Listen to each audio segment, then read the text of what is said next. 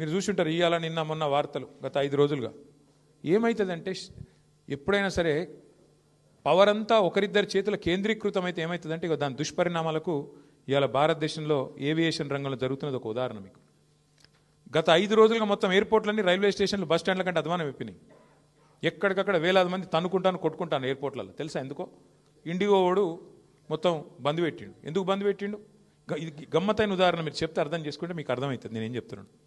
సంవత్సరం కిందట civil aviation ministry కొన్ని రూల్స్ పాస్ చేసింది. ఏమని? శ్రమ దోపిడీ చేయొద్దు, వారానికి ఒక పైలట్ అంటే ఆయన గింతనే నడపాలి, ఇంతకంటే ఎక్కువ నడపద్దు అని చెప్పి సంవత్సరం కింద రూల్స్ పాస్ చేసిండ్రు. సంవత్సరం కిందటనే వాళ్ళు కొన్ని డైరెక్షన్స్ ఇచ్చిండ్రు. DGCA, director general of civil aviation. IndiGo, air India రెండే ఉన్నాయి భారతదేశంలో, ఇంకోటి లేడు. ఇప్పుడు ఏమైందంటే ఇది లిటరల్గా 2 వ్యక్తుల చేతులు మొత్తం భారతదేశంలోని విమానయానం మొత్తం 2 సంస్థల చేతులు ఆధీనం అయిపోయింది. ఏమైంది ఇవాళ దానివల్ల? సంవత్సరం కింద కేంద్ర ప్రభుత్వం చెప్పినా శ్రమ దోపిడీకి అలవాటు పడ్డోడు దాన్ని మార్చుకోక పని చేయలే, ప్రత్యామ్నాయం ఏర్పాటు చేసుకోలే. దాంతో ఏమైంది? నిన్న ఒక్క రోజు 1000 విమానాలు క్యాన్సిల్ అయినాయి. 1000, 1 కాదు 2 కాదు. మరి ఏమవుతుంది? ఎయిర్పోర్ట్ బస్ స్టాండ్ అయిపోయింది. వాస్తవం ఇది.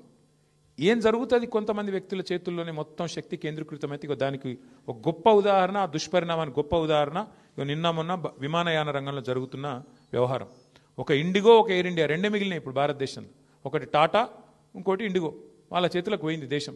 వాళ్ళు ఇప్పుడు ఎస్ అంటే ఎస్, నో అంటే నో. ఆఖరికి ఏమైంది తెలుసా?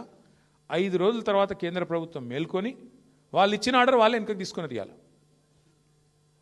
వాళ్ళు ఏ ఆర్డర్ అయితే ఇచ్చిర్రో, ఇండిగో వాడు మారలే, ప్రైవేట్ వాడు దిగిరాలే. నేను తప్పు చేసినా అని ఒప్పుకుంటలేడు. వానికి ఫైన్ వేసే దమ్ము లేదు ప్రభుత్వానికి. ఏమైంది ఆఖరికి? ప్రభుత్వం ఇచ్చిన ఆర్డర్ ప్రభుత్వం వెనకకి తీసుకొని ఇంకొక టైం ఇస్తాము అని చెప్పి తగ్గక తప్పని పరిస్థితి వచ్చింది. ఏమవుతుంది? శక్తి మొత్తం, సంపద మొత్తం కొంతమంది చేతుల్లో కేంద్రీకృతం అయితే అంటే ఒక గిదవుతుంది.